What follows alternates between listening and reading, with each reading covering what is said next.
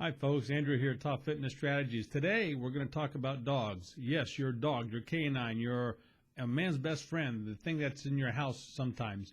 And I can tell by how your dog looks. I can tell what kind of shape you're in by how your dog looks. Okay? So here you go. A long time ago, when the internet was, I don't want to say first coming around, but when I was first getting on the internet, I befriended somebody who is still to this day a good personal friend of mine, even though we've never met face to face, believe it or not. We're in different parts of the country, but we met via, at the time, forums, fitness forums, and we became friends. And at the time, she was a certified personal trainer. I was not. And so I dubbed her my virtual personal trainer. So I can say with reasonable assurance that she was the first virtual personal trainer, because I've never heard that phrase before, and I coined it. This had to be around 2006, 2007, something like that. So the word for virtual personal trainer right here. All right, I can lay claim to starting that. So there you go. But anyway, getting back to what I was talking about with dogs. So she said a phrase to me once, and I busted out laughing, almost fell out of my chair when she says this. She says, if you have a fat dog, you're not getting enough exercise. Once I heard that, I'm like, that is so it's so true on so many levels. Think about it, folks. And for those who don't get this, let me break it down for you a little bit in different concepts. Concept one, you have to have a dog that lives in the house with you. Now, some people have hunting dogs. Of course, hunting dogs usually do not live in the house. They have dog pens or dog kennels. They're still treated great, fantastic. We had hunting dogs as I was growing up, and they were treated fantastic. They didn't lack for anything. Now, if you have a house dog, chances are you're going to feed them and water them. Feed them and water them. You're going to give them food and water to drink. And if they're like any other kind of dogs, if they drink and eat, they're going to relieve themselves somehow. They're going to go to the restroom somehow, preferably outside and not in the house. Now, most of the time, and I'm sure there are some exceptions out there, but most of the times when a dog has to relieve himself or herself or itself, for I don't know what the proper pronoun for a dog is in all this PC society. Now, I don't even know how to spell PC correctly, so if you're going to bust me for saying that, I am sure you can find other stuff to bust me on. But anyway, when a dog goes to relieve itself outside, usually this dog is on some sort of leash, right? Simple as that. Dog is on a leash. And what happens when a dog is on a leash? There's usually a human attached to the other end of the leash.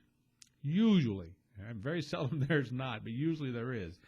And to let this dog do its business, most dogs, I shouldn't say most dogs, I'd say a good majority of the dogs, but that way I don't have this, I don't have it in front of me, the actual percentage.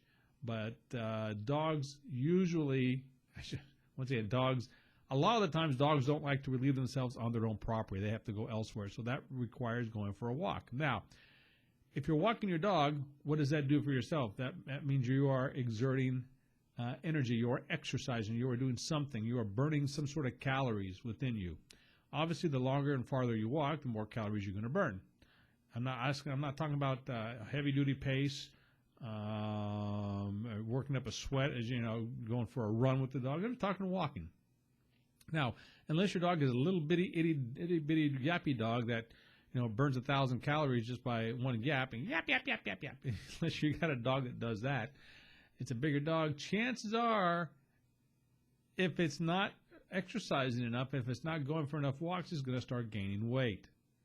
So what does that tell me? It means if you have a fat dog, you're not getting enough exercise. So if your dog is on the hefty side, chances are you are as well, because you're not going out there and giving the dog enough exercise. So if that's your case, if that's what you if you have a fat dog, basically, start going out walking more, because chances are you're not in the best shape of your life either.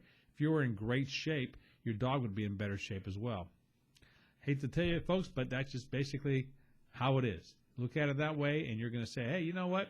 I think Andrew was kind of right somewhere in there. He's saying all the right things. So, bottom line, I'll say this again, if you have a fat dog, you're not getting enough exercise. I just love that line. Actually, I got a T-shirt made with that, so I might just do that. If you have a fat dog, you're not getting enough exercise. So there you go. Hey, if you're here, subscribe to the channel. Love to have you around. Hit the subscription button. You know what to do. And click the bell as well. That way you're subscribed to all the stuff that's coming up. And believe me, we got a lot of stuff going on. If you've been to the Facebook page, great. If you've been to the website, even better. Have all kinds of stuff. I got several free reports for you guys at the website, so go check it out. Top Fitness Strategies. Got the link below in the description. So check it out. Go there and leave a comment. Let me know.